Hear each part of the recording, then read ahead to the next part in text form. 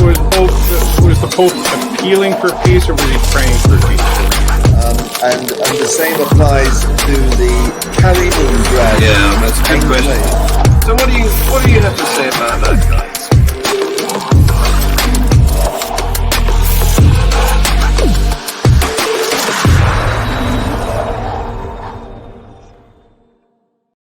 Good morning, afternoon, evening, wherever you are, and welcome to the latest edition of Global Atheist News Review. I'm thinking of renaming it Views on the News, just to be more, clickbaity. But this is the show where we analyze what's happened over the past week in the interaction between the religious and the rest of humanity. And of course, I need some opinionated people to help me do that. So here they are. There's Guy from the area of Manchester, Northern England. There's David from New York. Hello. There's Frank from Kentucky.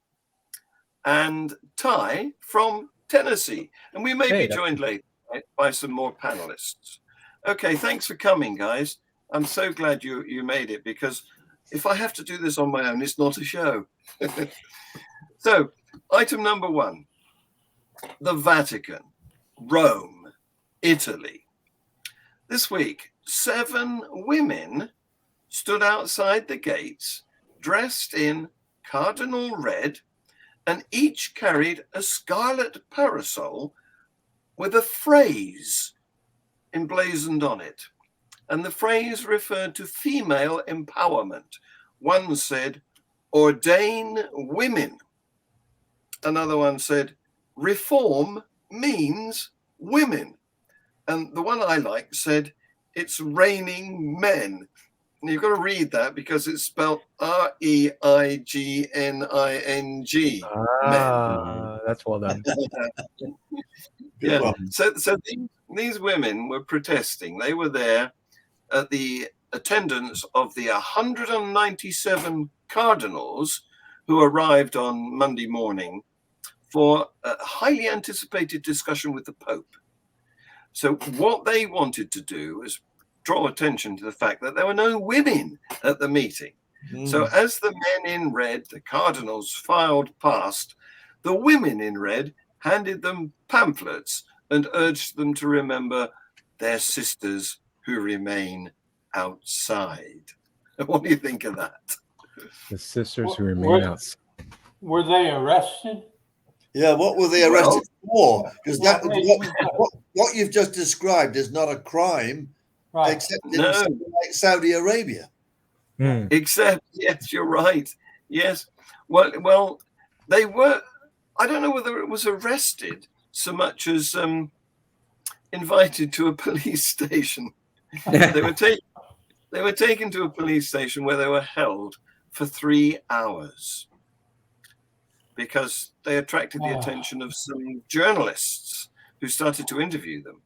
And one of them, the spokesperson, who is a representative of the Women's Ordination Worldwide, a lady called Miriam Dweenan. I think that's an Irish name. But she had a parasol that read, sexism is a cardinal sin. Lovely. Yeah. Yeah, I mean, all power to them. All power to them. Wow. Absolutely. I mean, it's demos like that actually shifted the Church of England, didn't it? Mm-hmm. Yes, indeed. Well, my feeling is I go back to the old Groucho Marx joke. I would never join a club that would have me as a member. Because frankly, I mean, okay, so calling out the idea that there's all this misogyny and sexism and anti-women bias in the Catholic Church, and then saying, oh, we want to become part of the superstructure is not, it might be seen as a form of liberation in one sense, but really what it is just a matter of trying to become part of something that is still somewhere stuck in like the 12th century. Yeah. So you remind me of what happened yesterday, I was telling you before we went live that I attended a meeting full of Muslims yesterday. And I listened to one speaker who, well, there's a clip of me saying this. His slides I could have agreed with. He was, these are Muslims who are trying to make themselves acceptable to Britain, you know? So they're moderates. And his slides were all about, you know, we're for equality of the sexes. We are tolerant of homosexuality, and you know, we disapprove of fundamentalism and, you know, things like suicide bombing. And I thought, I can agree with all of that, and I'm an atheist. So it seemed to me that what he was doing was demonstrating the irrelevance of Allah and Islam, because he was just hanging on to it by a thread, because he's an atheist in all of his attitudes, but he won't accept the word. If he was serious about that, then he will join our ranks, you know, at some point in the near future. Sounds like. I hope so. So there's a bottom up and a top down approach to everything. And I think what we are on is the bottom up approach, I guess, for helping people realize that there are other attitudes, other ideas, other opinions than the religious dogmatic approach, right? But you can also have people in the church who are, you know, women who are asking for a voice, who are asking for more progressive attitudes, less authoritarianism, and inside the church pushing, you know, their dogmatic architecture towards something more egalitarian, something more, you know, compatible with how, you know, metropolises and better societies interact with. But on the same side, you also have the top down, bottom up approach when you're dealing with talking to people who try to rationalize their religion. And when you're talking to a person who's like, hey, listen, yeah, there are suicide bombers. Yeah, there are people who are burning gay people. Yeah, there are people who absolutely hate women. But I don't do any of those things. It's like, that's such a low bar. It's such a low bar to agree on, that they're basically pointing at as like, hey, yeah, there's serial murderers outside, but I'm not one. Therefore, I'm not as bad. It's like, no, you are just as bad. You're just not also killing people. Like, you are condoning it. You are saying, I approve of this because I belong to the same organization that does it. Right. So when people try to sell you on that, you have to be like, my problem isn't so much with these terrible things you're doing. While that is some terrible things, my other problem, the foundational problem that I'm having, the reason why I'm not one of your ranks is because you are agreeing on something with no evidence that substantiates the claims that you're making. That's the point you got to make, and it's what you have in common with those people who are doing the bigotry, the assaulting, the keeping women out of their ranks. When you figure that out, maybe I'll listen to you, but I still will hate those things, and we can have another conversation. But like, you have that same fundamental problem. Don't let them, you know, put a carpet over that. So what we're saying is it's wrong to attempt to convert an organization from the inside. They would have been called fifth columnists or something, subversives back in the Second World War. But we're saying that what you're doing is somehow giving credibility to the very organization you're trying to undermine. Exactly. Yeah, I would say. I mean, because if you ask these people, all they want to do is have a piece of the all they want is a piece of the pie. They're still believing in, you know, the trifecta of the Father, Son, and the Holy Spirit. They still are supporting the idea of, the resurrection. They're still, supporting the idea that you can, go somewhere and force demons out of people. There's still, there's all these beliefs that are still wrapped up in here. All they're saying is, let me be a part of it. Right. Exactly. Yeah, very good point. Yeah, very good point. So let's say welcome to Dread. It's nice to see you after so many weeks when you were too busy with your work and your family and so on. Yeah. We've all got lives, haven't we? And they interact with our mission. Exactly, right? Exactly.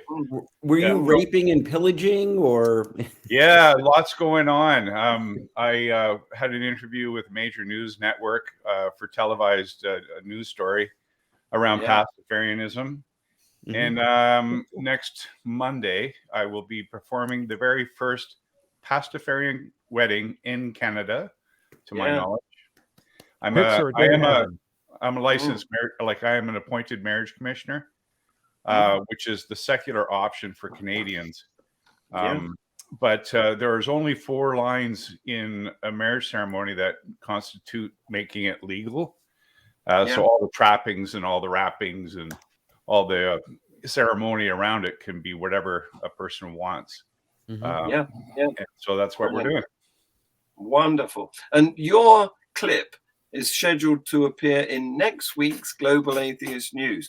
You might like to come along and frame it in, a video chat with me.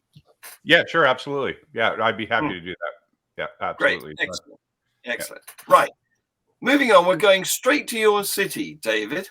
New York City, where there's a university called Yeshiva. I'm not sure about the pronunciation. It might be, given that Yeshiva. Yeah, the American stress on the second syllable. It will be Yeshiva University. Or if you're on Long Island, it's Yeshiva. All right. Yeshiva. Yeshiva. He says American stress on the second syllable as if he doesn't say cricket, water, metal. Well, you see, I say bottle of water. He's like, "Hey, you're not pronouncing anything properly." And I'm like, "Okay, cool. I have the second stress on every syllable. All right." A favorite bugbear of mine is kilometer, because all the other kilos, they're kilos. You don't say kilobytes. You guys are aluminium. or laboratory. Yeah. So we could waste a lot of time on this, couldn't we?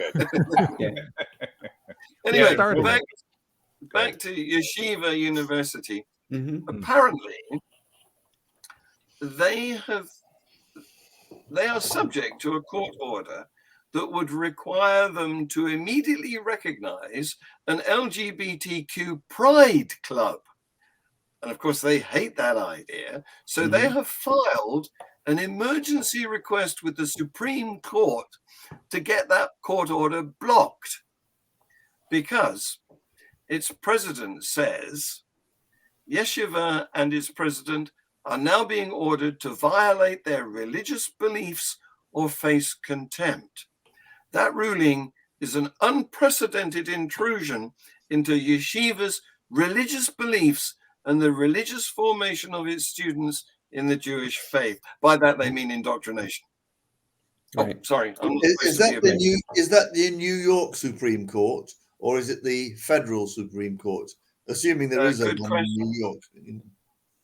Good question. I don't know. David, can you enlighten us at all? I have heard, but I have not followed the case. I can tell you that, like with any group, no group is monolithic. I mean, there are a lot of religious people who have no problem with LGBTQ people or communities or anything like that, myself included. The reality is that if they accept federal money, I believe the law is that they must accept the clubs. The clubs. What they're probably saying is that, well, look, Yeshiva University is not a public institution; it's a private institution, and therefore, as a private institution, it can do as it wishes. Just like there are all these Christian universities that have their own rules about who they'll let in and who they'll, so I think that is what they're trying to exercise. But I think it's, I mean, it's terrible, of course, because, for a group of people who have known the realities of stigmatization, of being stigmatized and being ostracized and having terrible things done to do it to other people is in itself just absolutely terrible. I'm guessing that there are no students at that university from Greenwich Village. I don't know. I mean, I think, yeshiva pulls from all over the country, not just even though it's in New York, but it's really sad because most of New York City, especially if you consider it a quote unquote Jewish city, is a very progressive city. So here's this university in the middle of all this progressivism, and enlightenment, and the idea of a university trying to teach the future generations of what to do and how to be, and then excluding people because they choose to love somebody of their own sex is just horrible. It's just horrible.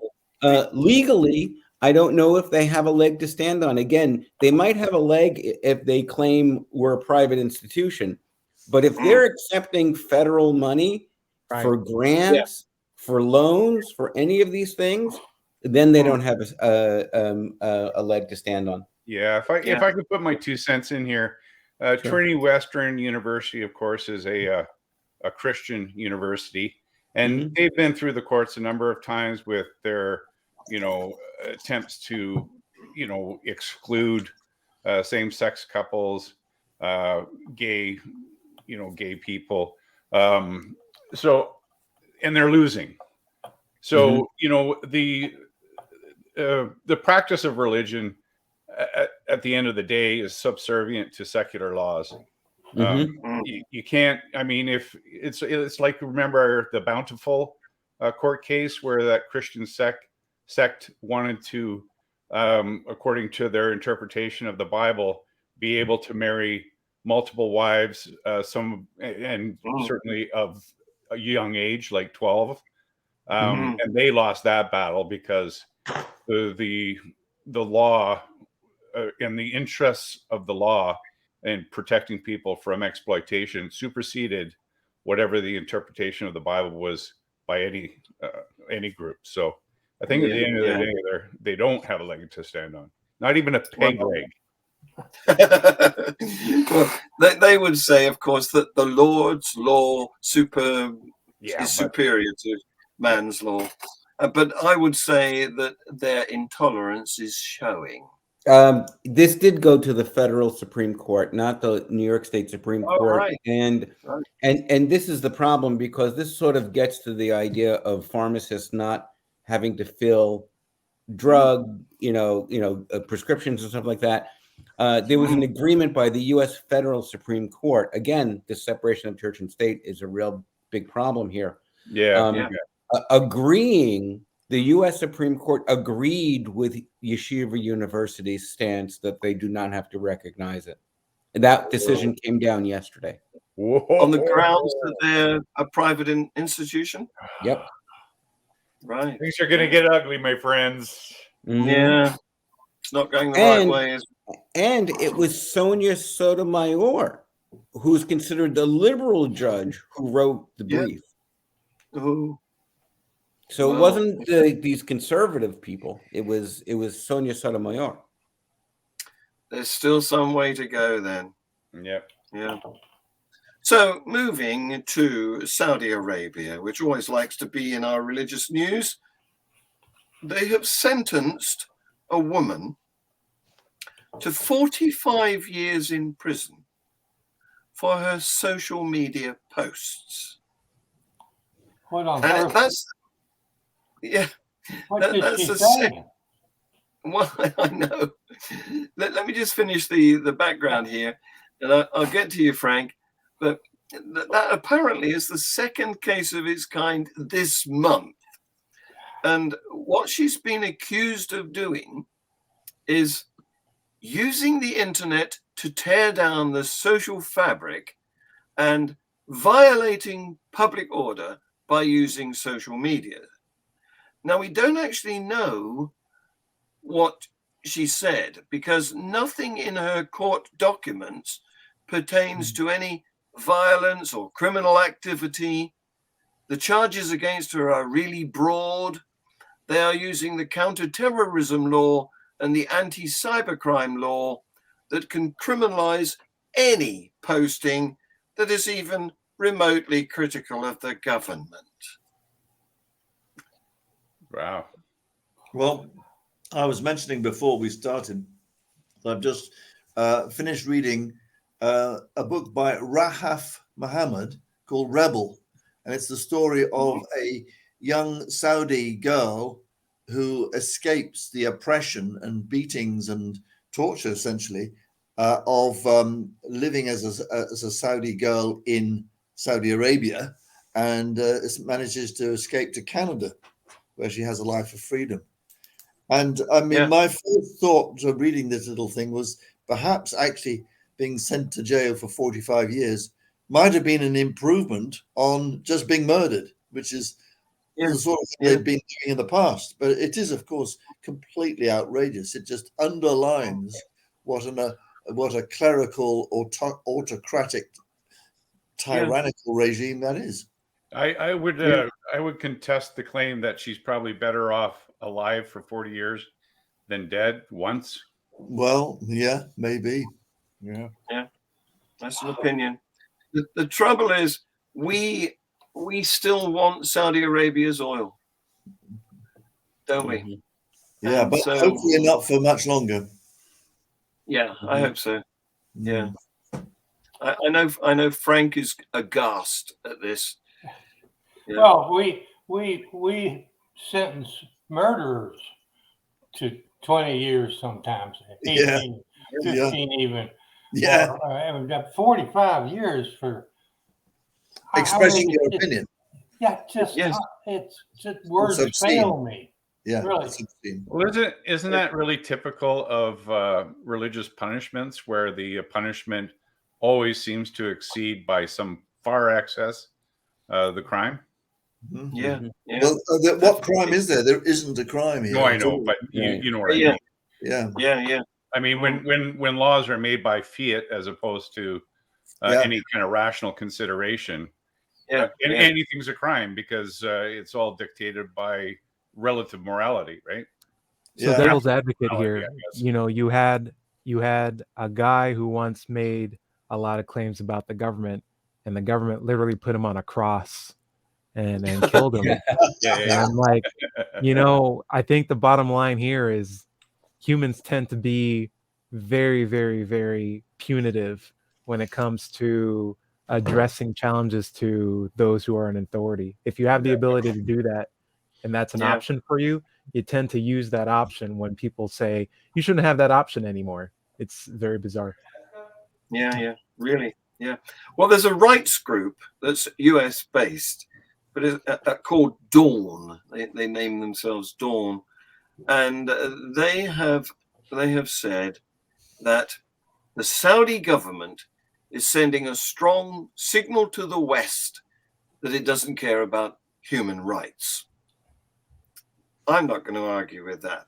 No, and by the way, Kentucky, Texas, we have states that are doing the same thing with respect to abortion. Oh, yeah. Right. Yeah. Still in Saudi Arabia, some security men, government security men, stormed an orphanage and assaulted orphan girls who were on hunger strike. No now, way. I don't know very much about this news item. I don't know why they did that. But what's important is the Saudis formed a committee to find the person who leaked that information while doing nothing to address the brutality that was videoed and has been on the internet on the orphan girls. I mean, the background there, if you know much about, well, based on my reading of Rahaf Muhammad's book and also other knowledge, is that girls and women in Saudi Arabia have to just do what they're told. Mm-hmm. They have no power, and the idea that they should go on hunger strike suggests that they were resisting that kind of oppression. Yeah. Yeah. So being assaulted is simply the normal way of dealing with them. Mm-hmm. Well, not normal here, thank heaven. No, we don't want it to come here. Going to the US again, this is North Carolina. There's a school which is a Christian academy called Northwood Temple Academy, and they baptized 100 students without asking permission from their parents. The parents were cross. Well, how did they know they weren't already baptized into one or other of the religions?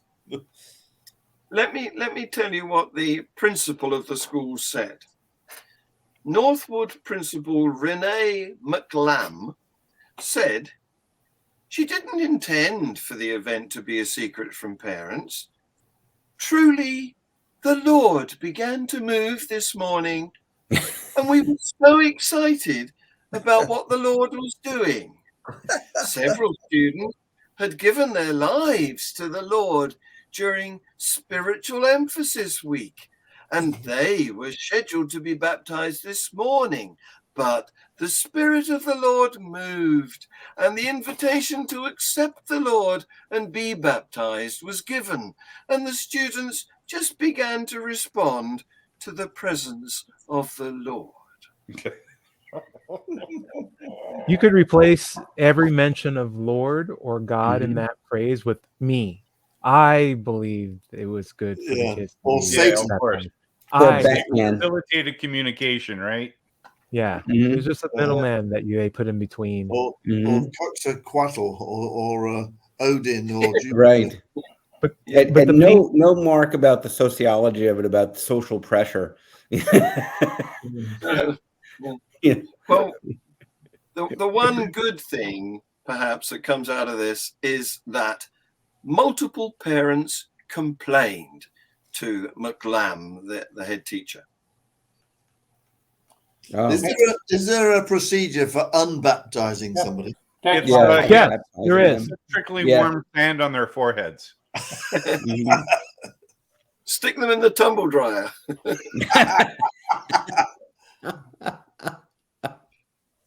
Okay, give them pillows made with silica gel. You know, the stuff that the desiccant that they use in absorb the water off them. Yeah. No, I know you're all. Is Jesus paying the tuition as well? I don't know, but I do know that you're all devoted fans of Britney Spears. So, she's gonna marry someone, isn't she? So you're gonna want to be brought up to date on her news. Hey, so before we move on, sorry. She's made a recording which starts with her saying, "I can totally understand why my family would have a problem with me doing my own thing. Maybe because I never have." That's in reference to the minimal autonomy she had for more than 13 years while under a conservatorship that gave her father, Jamie Spears, control over multiple aspects of her life, including her finances and medical decisions. But the important thing from our point of view is that she ended this recording by discussing how her religious beliefs have been impacted by her experience of her conservatorship, saying, "God would not have allowed that to happen to me if God existed. I don't believe in God anymore because of the way my children and my family have treated me. There is nothing to believe in anymore. I'm an atheist, y'all."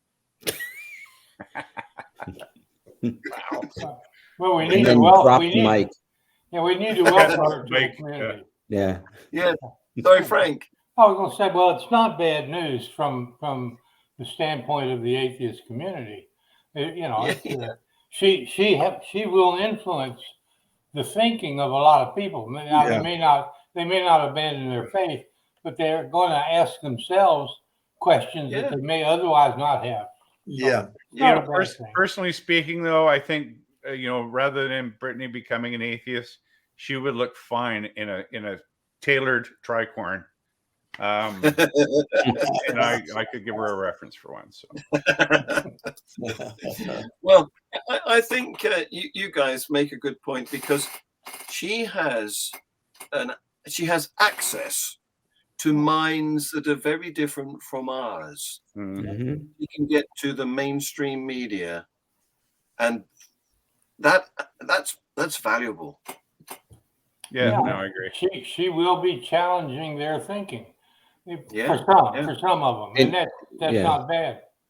And unless, of course, those who are really against the idea of an overworld without a deity just turn her off.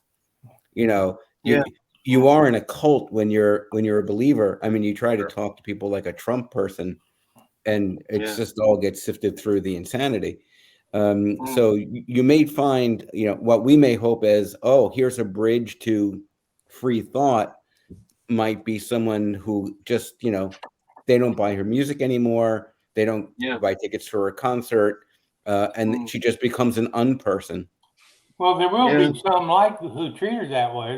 But there will be some who will think twice on their own account. So I think anytime you have a celebrity that challenges other people's thinking, that's not bad. No.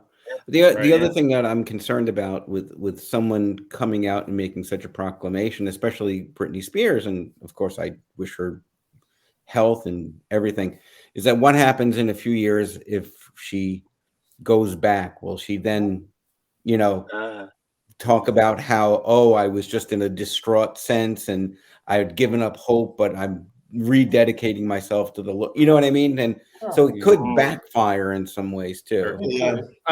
David, you're saying there might be a point where she's not that innocent. Yeah. David, I was just going to say that it may not be about her changing the minds of her audience, but changing her audience. You know what I mean? Like the Christians maybe moving away and not listening to her music, but all of a sudden now she's more popular amongst those who are irreligious or identify as atheists. So maybe it's just a shift in her audience that might occur, as opposed to a change in the minds of those who pay attention to her. I mean, her argument is great, right? The whole question, and this is an ultimate theological and philosophical question about suffering, right? I mean, she made it about herself, but it's one of the pillars of why many people don't believe in God. It's like, why is there all this suffering? It's one of the toughest things for apologists to answer to. Same with the problem of evil, right? Those two things, they have a tough time making a good argument against. Exactly. And of course, most musicians are atheists, so she won't lose them. People who like music or who play music. So, John, can I make one point before we move to the next topic? It is possible to get debaptized. The Catholic Church offers a formal debaptizing process. It's called Actus Formalis Defectionis ab Ascella Catholica. Very common in Italian Catholic churches. And there's currently a controversy going on right now because there's a push to make the process internet friendly, but the Pope is not making that accessible. So they're going to try one last chance by getting you into the church to turn you before turning you away. I get you. Right. Yeah, well, that's news to me, and of course, it only applies to Catholics. You can't be debaptized from the Baptists by that rule. That is not no. And of course, the Catholics don't allow you to apostatize. Right, because you would become a heretic. You're always on their list. You need Yes, I was brought up a Catholic, and I haven't bothered with debaptism. But I mean, I think in some countries, if you debaptize, then your tithe, which is automatically taken from your taxes, doesn't go to the church. I mean, places like Norway and Holland, I think they have that system. Oh, interesting. Yeah, so you need to debaptize there in order to reclaim the 10%. Well, I don't think it's 10%, but it's a percentage of your taxes is paid over, and that's why the Norwegian humanists are so strong in numbers and finances. Is because a large number of Norwegian citizens put that they're a humanist down on their tax form, and automatically a percentage of their taxes is paid over to the Norwegian humanists. Yeah, I like that. Yeah, I could do with that. Sounds good, doesn't it? Yeah. Yeah. As long as it's not out of the untaxed money, you know, they can have part of my tax by any means. Yeah, I mean, I must say, I actually object strongly to some of my taxes going to churches, to weird and bizarre bodies that have actually damaging beliefs. Yes. Yeah. And I think that's a campaign we need to get into. Yeah. Yeah. I would say, from my perspective, debaptism is easy. It's decircumcision is hard. Maybe it's a new market for plastic surgeons. I dare say it's possible. Wow. My mind is printing has made a lot of advantages. I'm a fourth surgeon. Yeah, I can't cope with this. Well, I've got a boggling mind already. So, while we are in the field of entertainment, Netflix have upset the Gulf Arab states. They've been told to remove all content that's deemed to violate Islamic and societal values and principles, because apparently recent material, including that made for children, contravened regulations. And the Saudi state TV showed blurred clips from an animated show, mind you, a cartoon, called Jurassic World Camp Cretaceous, in which two teenage girl characters confess that they love each other and kiss. Well, I mean, this is yet again a religion, and this time it's Islam, but it often is Islam, unfortunately, these days, trying to foist their values, their restrictive, old-fashioned, oppressive values onto non-Muslims. It's absolutely outrageous. I mean, if they don't like it, they should set up their own Netflix, call it, tyrannic, Tyrannic flick. Yeah, call it Muhammad Flicks or something like that, or Mecca Flicks. Mecca Flicks. There you go. Yeah. Sharia Flicks. Sharia Flicks. Yeah. Oh. Well, I don't know. The thing that boggles me is it's just a cartoon. These are paintings on celluloid. There's nothing real about it. Well, otherwise, it is actually a bit of a step forward for Saudi Arabia to allow films at all, because that's relatively recent. Because they're depictions of the human body, which they never allowed up until relatively recent. But yeah, I mean, the sad thing is that this is just yet another form of censorship, right? I mean, there aren't that too many degrees between, censoring Netflix and trying to kill Salman Rushdie. No, for the same justifications.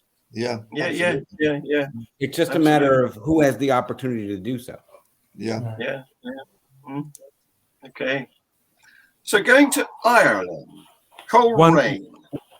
So you could call it Napflex, because Nab means prophet in Islam. So Napflex would be it. Sorry. That'd be good. Napflex. Thank you for that.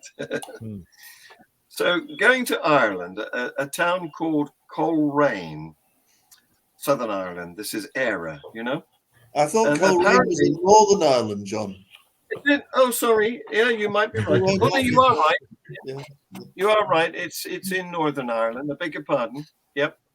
Anyway, there's a man there described as a born-again Christian, name of William Patterson, and this is a news item that's been bubbling now for a few months. He's been finally jailed for 22 years for sexually abusing children over a 13-year period in his wife's child-minding premises. Okay. Wow. Let's see, now that calls for 45 years. Not this. Exactly. Yeah. They've got it wrong way around. Yeah. He's convicted of 84 charges of sexually abusing 19 preschool and primary school boys and girls, the youngest aged 3. Oh man. 22 years is not enough, is it? You're right.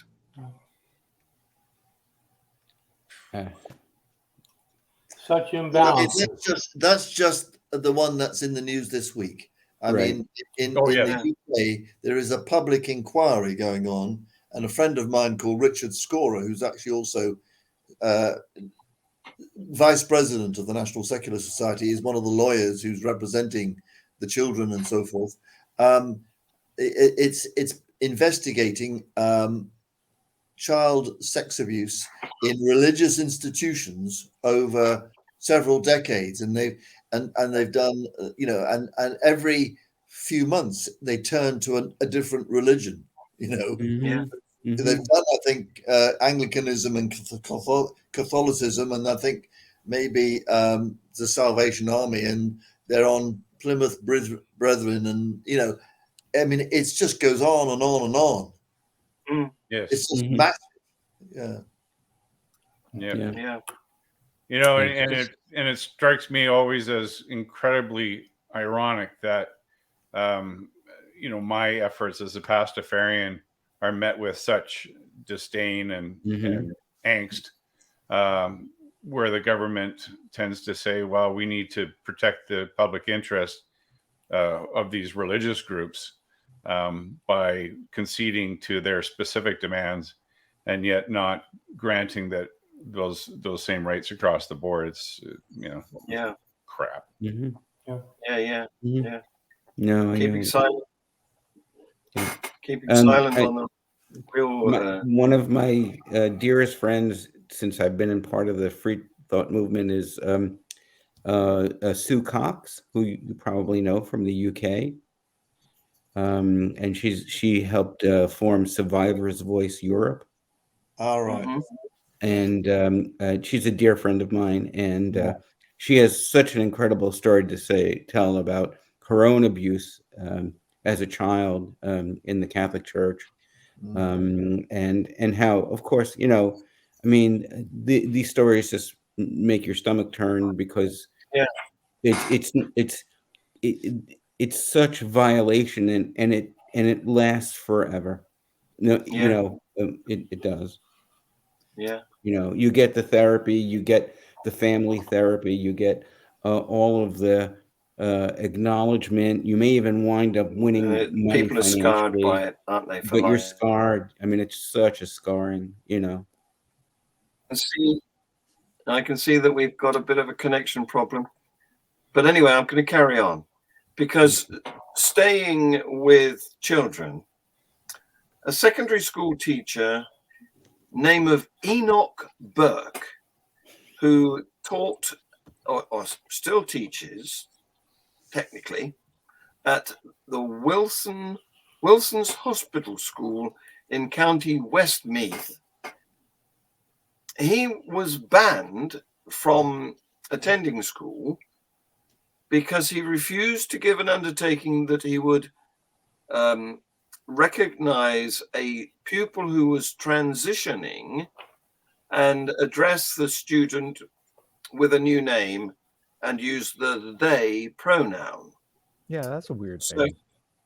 yeah, so he was put on an undertaking, an injunction not to attend school.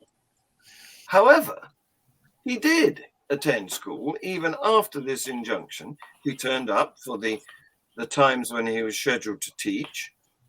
So he disobeyed the injunction, and he was suspended on pay during this process. Nevertheless, he disobeyed the injunction, so they locked him up. He was put in Mountjoy prison for a couple of nights. Now, you'd think that might have some impact on him, but he says that being in Mountjoy prison was a new experience for him, and it gave him plenty of time to consider his actions and behavior, which led him to be incarcerated in that place. And he said that he didn't find any instances of misconduct, but that his actions seemed to him to be worthy of commendation. And he said he's never going to leave Mountjoy prison if, in doing so, he must violate his conscience and his religious beliefs and deny his God. Wait, he said he's never leaving the prison? He's staying in prison? Oh, well, that's well, let's see how many bars of soap he picks up before he changes his mind. Well, I mean, this is in the Republic of Ireland. This is, and Yes, there's levels of complication here. It seems to me. I mean, first, of course, he's motivated by his religious faith, and he's obstinately holding to it, which is, typical of what we see. But on the other hand, it seems to me that there are real issues about whether some children are being allowed to or facilitated to transition when they're really, too young to be totally clear about their sexuality. So I'm a bit worried about that aspect of it. Yeah, good point, Guy. Good point. Yes. There's definitely two aspects to this, isn't there? Mm-hmm. Yeah. Mm-hmm. But it's interesting. It's interesting that he thinks not denying God is worthy of continued imprisonment. Yeah, I'm just trying to find out where the harm is in just calling a kid what they want to be called rather than what you want to call them. Yeah, well, that's true. Mm-hmm. At a certain point, it's like, are you going to really go to prison for that? Or are you going to cause more distress in your school for that? Or are you just going to call a kid Fred? It's just like, that's not even the name. Fred, even if their name was Nancy, that's not even the name they had for themselves. That's a name someone else called them. So we already know that like names can be given to people. So at that point, just call them what they need to be called. You get paid from 8 to 5, most likely. Mm-hmm. What's your job description? Is it identifier of sexes and genders, or is it person who teaches kids? Just your job, stay in your lane. That's a good point. Yeah, and I can follow up with that on my granddaughter, who's 13, who for most of her life was nicknamed Libby by her mother for Libby Bean, and whose name is Canaan. But she, we're coming into puberty. She started, experiencing those changes and not really knowing how she identified. So for a time there, she was actually not very clear on what she wanted to be identified as, and now she's kind of growing through that phase. But now she's decided that she would like to no longer be called Libby, but to be called by her name. And, I think it's absolutely a legitimate thing for young people. It's a part of the maturing process. So that they come into their own identity of their own accord and not having other people tell them who and what they are and what they're expected to be. Dredd hit the nail right with the hammer, because identity is how you choose to express yourself to the world. It's not how other people stifle you into your expression. It's your choice to how you express yourself. And it might change tomorrow, it might change a year from now, it might change at all, but that's your journey to decide, because it's your expression. And when someone else comes in and says, well, I'm going to decide what your identity is for everybody else, while that might have been good for them when they had more of a idealized idea of what identity actually is, it's what we've come to realize is that's not necessarily the case for everybody. And for those who have less dogmatic approaches to things, they have more freedom to express themselves, and for you to venture into their freedom is a violation that will cause a lot of distress and harm, particularly for a young kid who may see authority figures as someone they can't challenge. So rather than cause additional disturbances in some guy's or person's life because you stepped and violated their rights and how they choose to express themselves, just call them what they want to be called, and realize that if your book says treat people how they want to be treated, sometimes if your book treat people how you want to be treated, sometimes it's better to treat them how they want to be treated instead. I call that absolutely. Well, I think, and I'm going to insert my views here, because I've got adolescent children too, my second batch of them, and I think that adolescence is a difficult journey, and I like to use the analogy that it's like wet concrete, and it could flow one way or it could flow another, and we really shouldn't pin any attitudes on it until it's set.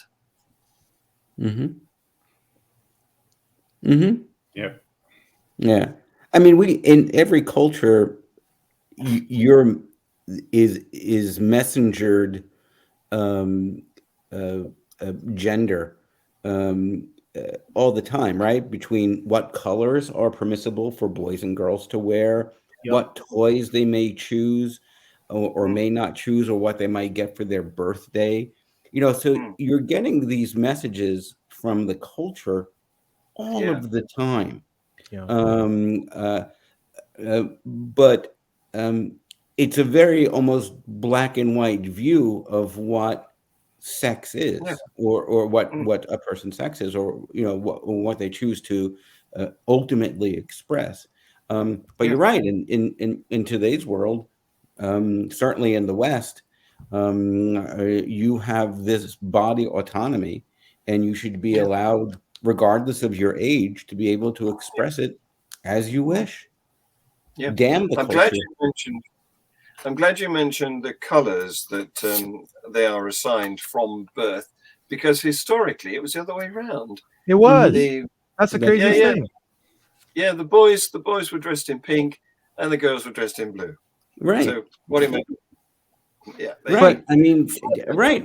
And go by century, I mean, you see how things are changing. But I'm sorry for stepping on you, Ty. Oh, no, you're fine. I was going to make a dumb comment. I was going to say purple used to be for kings, and now it's for queens. That's awesome. Yeah, royal purple. Yes, indeed. Yeah. So finally, guys, because we enjoy this too much, and it spills over the time now. They do it emotionally. But the final item I want to put on the table for you to talk about is the Cornish town of St. Austell.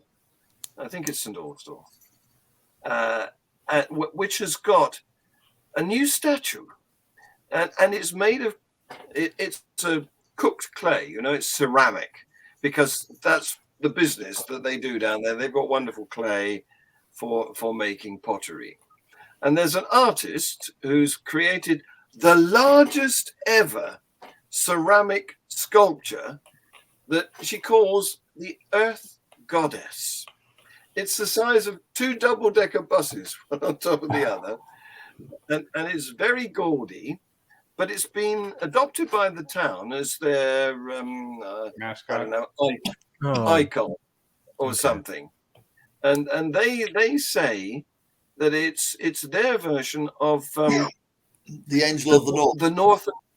The Angel of the North, exactly.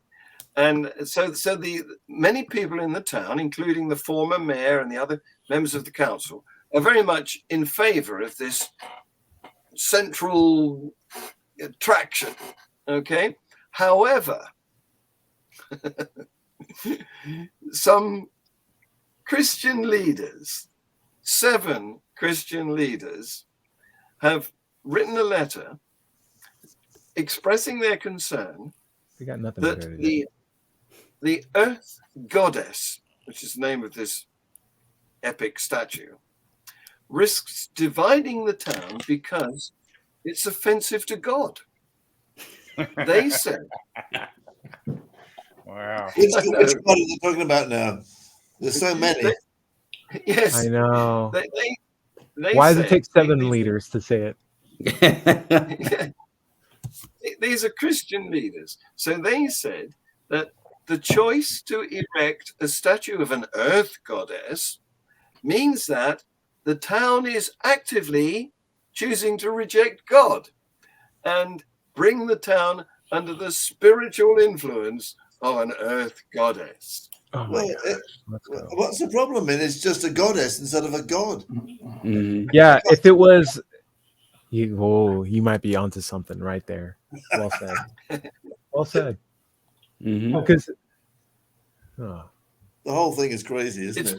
Yeah, it's quite funny. I mean, that Manchester, where I live, the word Manchester comes from the Roman Mamucium, which is what the Romans called had a local camp, and this was named by Roman soldiers because the Romans, from where they put the camp, they could see 2 round hills that looked like breasts. Right, so right. Mamucium, Roman soldiers, what are they going to call it? Titsville. and I think we ought to have a huge statue in like the Angel of the North with 2 great big breasts. But nobody is agreeing with me on this point. I like it. I think we need an international campaign. Yeah. Of course, nearer to where I live, there's effigies sculpted into the downs. So the grass has been removed and the white chalk has been revealed of men with extremely large penises. Yes, that's right. Yeah. That's very famous. There you go. Is it goodness. Down Man or something? Yeah. Yes, yes. Well, no, it's not that, but yeah, it is very famous. So there you go, guys. I think this is it's time for my bed. I can't take any more of this. Were you going to say something about Queen Elizabeth II, though, John? I have done. Yes, I've said in my Global Atheist News, I've said. Oh, right. Okay. Yeah, what a wonderful monarch. I mean, being a monarch of Britain, of the Commonwealth, in the modern world is an impossible job, but nobody could have got nearer to perfection than she did. Well, it would be nice if the whole concept of monarchy just kind of quietly went away. No, I agree. I think anyone who did it better in helping it go away would be her in my head. Well, there's a couple of countries that certainly seceded, right? Like Barbados. Yeah. And there was another one certainly in her time. It's good that she met that with some manner of grace. Oh yeah. I mean, these places are still members of the Commonwealth, and the Queen, now King Charles, is head of the Commonwealth, but they have their own presidential, republican system. And I think it's time we had one. It's not widely understood, but of the 56 nations in the Commonwealth, only 14 of them are realms. That means that our monarch is their monarch. Yeah. Like the Canada. others are republics. Yeah, Canada's one. So is Australia, New Zealand, and some smaller islands. Vanuatu, probably. But the others are all republics. Yeah, Jamaica is another one. Yeah. Yeah, that's true. But although Jamaica is thinking about changing. I think it may be the latter. Yeah, but that's possible. You don't have to be a realm to be in the Commonwealth. In fact, there are some countries that have joined the Commonwealth that weren't in the empire. Yeah. So, Angola. Is it Mozambique, Rwanda, and Cameroon, I think?